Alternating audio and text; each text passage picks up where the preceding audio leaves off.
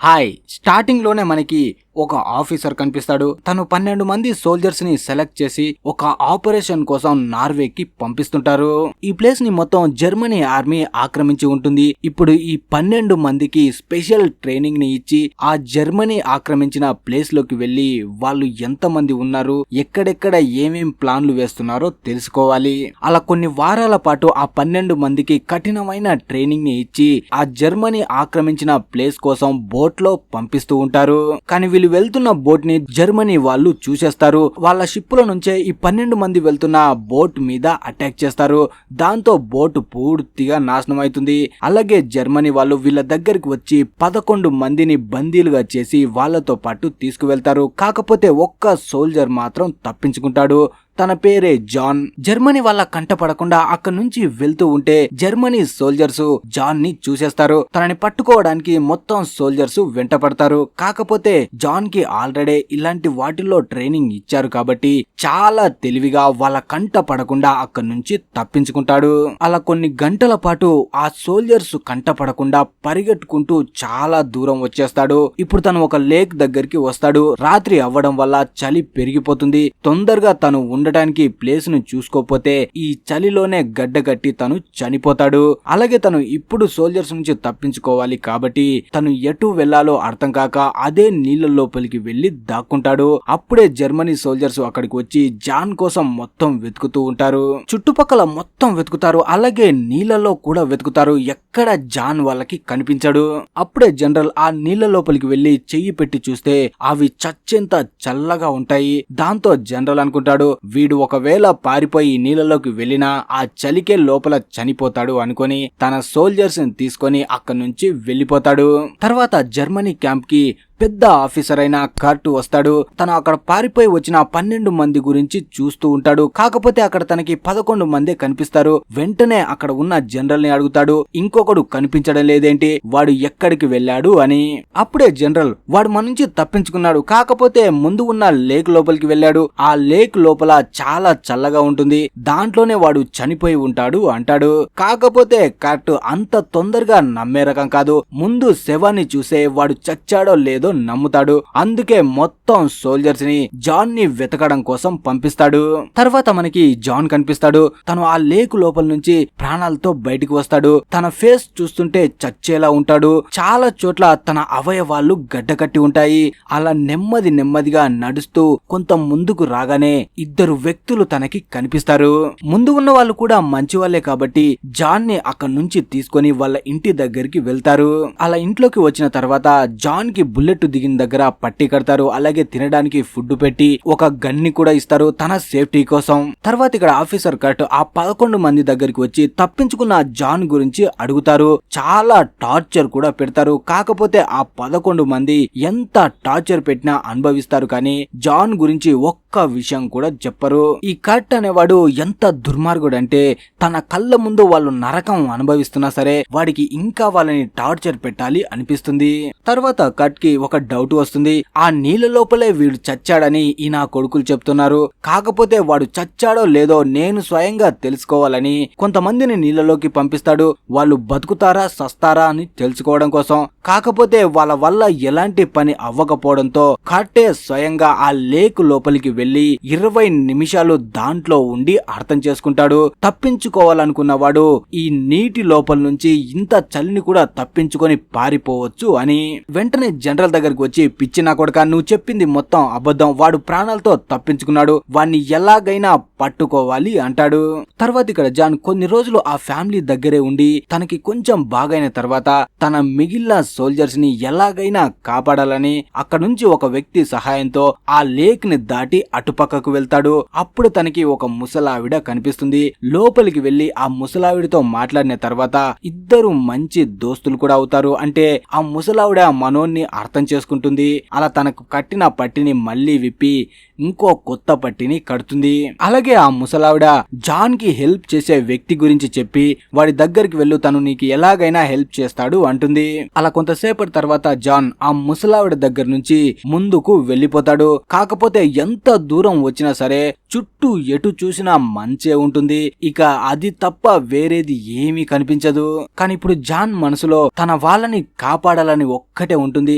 అందువల్ల ఆ మంచును కూడా లెక్క చేయకుండా ముందుకు వెళ్తాడు. అలా చాలా సేపటికి ఒక ఇంటి దగ్గరికి వస్తాడు. ఆ ఇంట్లో భార్యాభర్తలు తన కూతురుతో కలిసి ఉంటారు. అలా ఫ్యామిలీ దగ్గరికి వెళ్లి జాన్ తనకు జరిగిన మొత్తం కథని వాళ్ళకి చెప్తాడు. దాంతో ఆ భార్యాభర్తలు కూడా తను ఉండడానికి ప్లేస్ ని అలాగే తినడానికి ఫుడ్ ని ఇస్తారు. వాళ్ళ దగ్గర ఉన్నప్పుడే ఆ ఇంట్లో ఉన్న లేడీ ద్వారా జాన్ కి ఒక భయంకరమైన విషయం తెలుస్తుంది. అదేంటంటే ఆ లేడీ దోస్తు పక్కన ఉన్న హాస్పిటల్లో పని చేస్తూ ఉంటుంది. అదే హాస్పిటల్లో జాన్ టీమును కూడా పెట్టి ఉంటారు. తన టీంలో ఉన్న వాళ్ళని జర్మనీ సోల్జర్స్ ఎంత టార్చర్ పెట్టారు అంటే కొంతమందికి పిచ్చెక్కింది, అలాగే చాలా మంది చనిపోయారు. అలా తన టీం ని అంత దారుణంగా చేసిన విషయం తెలుసుకొని జాన్ చాలా బాధపడతాడు. ఇప్పుడు తన టీం ని కాపాడలేనని తెలిసింది కాబట్టి జాన్ ఇక అర్థం చేసుకుంటాడు. ఎలాగైనా తను ఈ జర్మనీ సోల్జర్స్ కి సంబంధించిన ఇన్ఫర్మేషన్ ని తీసుకొని ఇక్కడ నుంచి తప్పించుకొని పారిపోయి స్వీడన్ వెళ్ళాలి. అక్కడికి వెళ్తే ఈ ఆధారాల సహాయంతో జర్మనీ వాళ్ళని పూర్తిగా అంతం చేయొచ్చు అనుకుంటాడు. తర్వాత ఇక్కడ ఆఫీసర్ కర్ట్ ఆ 11 మందితో తనకి ఎలాంటి ఇన్ఫర్మేషన్ జాన్ గురించి తెలియకపోవడంతో వాళ్ళు ఉన్నా సచ్చినా ఒకటే అని వాళ్ళందరినీ లైన్ లో నిలబెట్టి దారుణంగా షూట్ చేసి చంపేస్తాడు.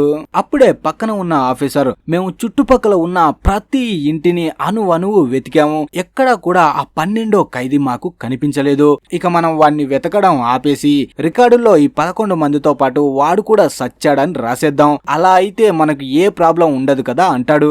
కానీ కట్ మాత్రం వాడు సచ్చాడని నేను నమ్మనంత వరకు ఇలాంటి ఇన్ఫర్మేషన్ ని హిట్లర్ కి అస్సలు చెప్పను. పెద్దయినకి ఇలా అబద్ధం చెప్పామని తెలిస్తే నిన్ను నన్ను సెంటర్ లో వేలాడదీస్తాడు అంటాడు. తర్వాత జాన్ ఒక చేపలు పట్టే వ్యక్తి దగ్గరికి వెళ్తాడు. ఆ వ్యక్తి తన బోట్ లో కొంత దూరం తీసుకువెళ్లి తనని వదిలేయాలనుకుంటాడు. అలా తీసుకువెళ్తున్నప్పుడే ఆ వ్యక్తి పేపర్ లో ఉన్న కట్ ఫోటోని జాన్ కి చూపిస్తూ, ఇతని పేరు కట్, వీడు హిట్లర్ కి చాలా నమ్మకమైన వాడు, వీడు ఎంత దుర్మార్గుడంటే చనిపోతున్న వాడిని నీళ్లు పోసి లేపి మరీ చంపేస్తాడు. అంటే బాలకృష్ణ లెక్క అన్నమాట. తన నుంచి తప్పించుకున్న ఇన్ఫార్మర్ ఇంతవరకు ఎవ్వడూ లేడు. ఇప్పుడు తను పూర్తిగా అన్ని వదిలేసి జాన్ కోసమే వెతుకుతున్నాడని చెప్తాడు. అలా కొంతసేపటికి ఆ చేపలు పట్టే వ్యక్తి బోటు ఒడ్డు దగ్గరికి వస్తుంది. వెంటనే జాన్ ని అక్కడ దింపి తను తినడానికి కొంచెం ఫుడ్ ని ఇస్తారు. అలా తను చాలా కిలోమీటర్లు అక్కడ నుంచి ఒక్కడే వస్తాడు. అలా కొంత దూరం వచ్చిన తర్వాత తనకి ఒక చిన్న గ్రామం కనిపిస్తుంది. కాకపోతే అక్కడ ఆల్రెడీ కార్ట్ ఇంకా తన సైన్యం ఉంటారు. వాళ్ళని చూడగానే జాన్ వాళ్ళ కంట పడకుండా వెళ్దామని అక్కడ నుంచి వెళ్తూ ఉంటే సడన్ గా తన కాలు స్లిప్ అయి అక్కడే కింద పడతాడు. అప్పుడే కార్ట్ అక్కడికి వచ్చి తనని పైకి ఎత్తి జాగ్రత్తగా వెళ్ళరా బై, కళ్ళు దొబ్బే అని తనని ఎగతాళి చేస్తూ మాట్లాడతాడు. జాన్ మాత్రం వాడి దిక్కు అస్సలు చూడకుండా స్ట్రైట్ గా తల దింపుకొని ఉంటాడు. కార్ట్ మాత్రం వీడు చూడ్డానికి ఎర్రిపప్పలా ఉన్నాడని అక్కడ నుంచి వెళ్ళమని చెప్పి ముందుకు వెళ్తాడు. కాకపోతే అప్పుడే తనకి అనిపిస్తుంది తప్పించుకున్న ఆ 12వ వాడు వీడేనేమో అని. వెంటనే వెనక్కి తిరిగి చూస్తే అక్కడ జాన్ కనిపించడు. దాంతో తను కొంతమంది సోల్జర్స్ ని పిలిచి జాన్ ని పట్టుకోవడానికి పంపిస్తాడు. ఇక్కడ జాన్ వాళ్ళ కంట పడకుండా స్పీడ్ గా వెళ్తూ ఉంటే పైనుంచి కార్ట్ పంపించిన ఏరోప్లేన్ వచ్చి నాన్ స్టాప్ గా జాన్ ని షూట్ చేస్తుంది. కాకపోతే జాన్ కి ఒక్క బుల్లెట్ కూడా తగలదు. అంటే తను తప్పించుకుంటూ వెళ్తాడు. ఇలా వీళ్ళు ఆ మంచులో ఫైరింగ్ చేయడం వల్ల పెద్దగా మంచు తుఫాన్ వస్తుంది. ఆ మంచు తుఫాన్ వల్ల మనోడు అక్కడ నుంచి తప్పించుకుంటూ ఉంటాడు. పైన ప్లేన్ లో ఉన్న వాళ్ళకి కింద ఉన్న జాన్ ఆ తుఫాన్ వల్ల కనిపించడు. ఆ మంచు తుఫాన్ కారణంగా చాలా సేపటికి జాన్ కి మెలకు వస్తుంది. కానీ తను ఇప్పుడు మంచులో గడ్డ కట్టుకుపోయి ఉంటాడు. తన చేతులు ఫ్రీజ్ అయిపోయి ఉంటాయి. ఆఖరికి తన కంట్లో బ్లడ్ కూడా ఫ్రీజ్ అయి ఉంటుంది. అంత దారుణమైన పరిస్థితుల్లో ఉన్న జాన్ ని చూస్తుంటే మనకి అర్థమవుతుంది తను ఒక్క క్షణం కూడా ప్రాణాలతో బతకలేడు అని. కాకపోతే తన మనసులో ఎలాగైనా తను ప్రాణాలతో ఉండాలన్న పట్టుదల ఉంది కాబట్టి అలా కొంత దూరం పాక్కుంటూనే ముందుకు వెళ్తుంటాడు. ఇక్కడ కట్ దగ్గరికి సోల్జర్స్ వచ్చి వాడి మీద మేము షూట్ చేశాం, అప్పుడే మంచు తుఫాను వచ్చింది, దాని కారణంగా వాడు మా బుల్లెట్ కైనా సచ్చి ఉండాలి, ఆ మంచు తుఫాన్లోనైనా ఇరుక్కొని చచ్చిపోయి ఉండాలని చెప్తారు. కాకపోతే కాట్కి మాత్రం అబ్బెబ్బెబ్బే మీరు ఎంత చెప్పినా నేను వినరా బై, వాడి బాడీని చూసేంత వరకు నేను వాడిని వెతకడం వదిలిపెట్టను అంటాడు. వెంటనే కొంతమంది సోల్జర్స్ ని ఆ మంచు తుఫాను వచ్చిన ప్లేస్ కి పంపిస్తాడు. అక్కడికి వచ్చి ఆ సోల్జర్స్ మొత్తం వెతికిన తర్వాత జాన్ అయితే అక్కడ కనిపించాడు, కానీ జాన్ కి సంబంధించిన వస్తువులు అక్కడ కనిపిస్తాయి. దాంతో ఆ సోల్జర్స్ వాటిని తీసుకొని కట్ దగ్గరికి వెళ్తాడు. అప్పుడే కట్ కి అనిపిస్తుంది ఆ నా కొడుకు ఇంకా ప్రాణాలతో ఉన్నాడు అని. అందుకే మొత్తం టీం ని వేసుకొని పక్కన ఉన్న ఊర్లో ఇంచు ఇంచు వెతకడానికి బయలుదేరతాడు. అలాగే ఊర్లోకి వచ్చి అందరికి చెప్తాడు, జాన్ అనే వాడిని ఎవడైనా కాపాడాలని చూశారు అంటే వాళ్ళందరినీ నేను చంపేస్తాను అంటాడు. ఇప్పుడు జాన్ పరిస్థితి దారుణంగా ఉంటుంది. అలా తను చాలా నెమ్మదిగా అడుగులో అడుగు వేస్తూ ముందుకు వెళ్తూ ఉంటే ఇద్దరు అన్న చెల్లెలు జాన్ కి కనిపిస్తారు.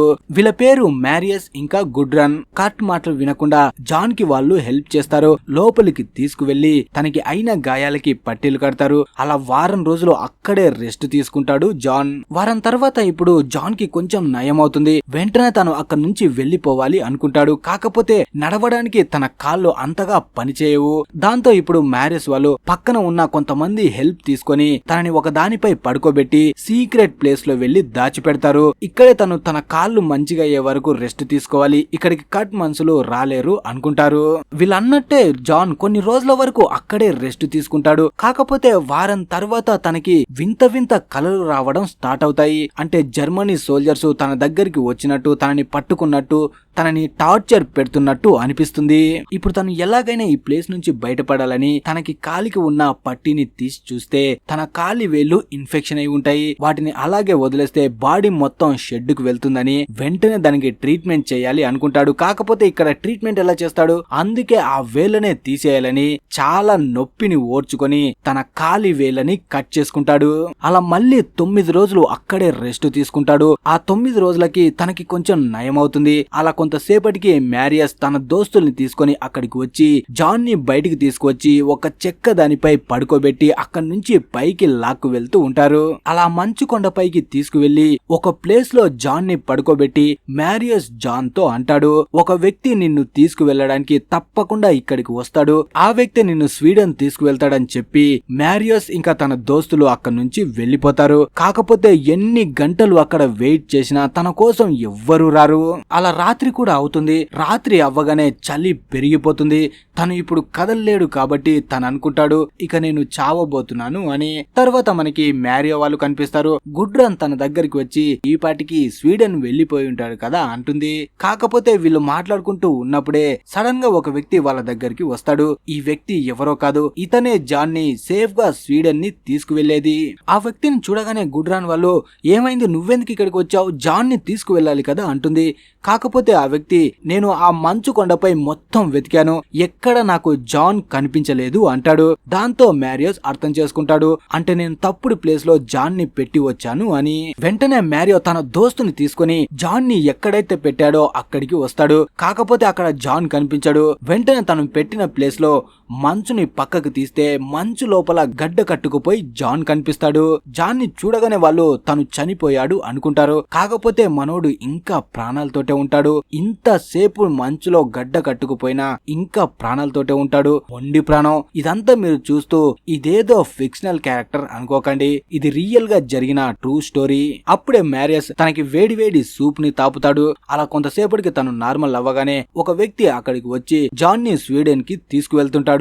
జాన్ ని చూస్తే ఇప్పుడు 7 లాగా తయారై ఉంటాడు. ఇప్పుడో అప్పుడో తను చచ్చేలా ఉంటాడు. అందుకే ఒక ప్లేస్ లో వాళ్ళు ఆగుతారు. కాకపోతే జాన్ కి ఒక భయం ఉంటుంది, జర్మనీ సోల్జర్స్ ఎప్పుడైనా రావచ్చు, తనని చంపేయొచ్చు అని. కానీ తనని తీసుకువెళ్తున్న వాళ్ళు మాత్రం నువ్వేం కంగారు పడకరా బై, నిన్ను మేము సేఫ్ గా తీసుకువెళ్తామని భరోసా ఇచ్చి తనని అప్పనుంచి చాలా బాగా చూసుకుంటారు. అలా మళ్ళీ వీళ్ళు అక్కడ నుంచి బయలుదేరాలనుకుంటారు. కాకపోతే ఇప్పుడు జాన్ పరిస్థితి దారుణంగా ఉంది కాబట్టి మళ్ళీ ఎక్కడైతే తనకి ఇన్ఫెక్షన్ అయ్యిందో ఆ ప్లేస్ ని కట్ చేసి 6 రోజులు అక్కడే రెస్ట్ తీసుకొని మనోడి ఆరోగ్యం కొంచెం కుదుట పడిందని తెలియగానే వెంటనే అక్కడ నుంచి మళ్ళీ బయలుదేరతారు. అలా కొంత దూరం వచ్చిన తర్వాత మళ్ళీ వాళ్ళకి ఆ జర్మనీ సోల్జర్స్ కనిపిస్తారు. ఇటు నుంచి వెళ్తే ఆ జర్మనీ సోల్జర్స్ ఎలాగో ఎలాగో వీళ్ళని చూసేస్తారు. అప్పుడే వాళ్ళకి మంచు జింకల గుంపు కనిపిస్తుంది. వాటి చాటునే జాన్ ని పెట్టి అక్కడి నుంచి తప్పించాలి అనుకుంటారు. అలాగే జర్మనీ సోల్జర్స్ బైనేక్లర్ లో మొత్తాన్ని చుట్టూ చూస్తూ ఉంటారు. అప్పుడే వాళ్ళు కూడా మంచు జింకల్ని కూడా చూస్తారు.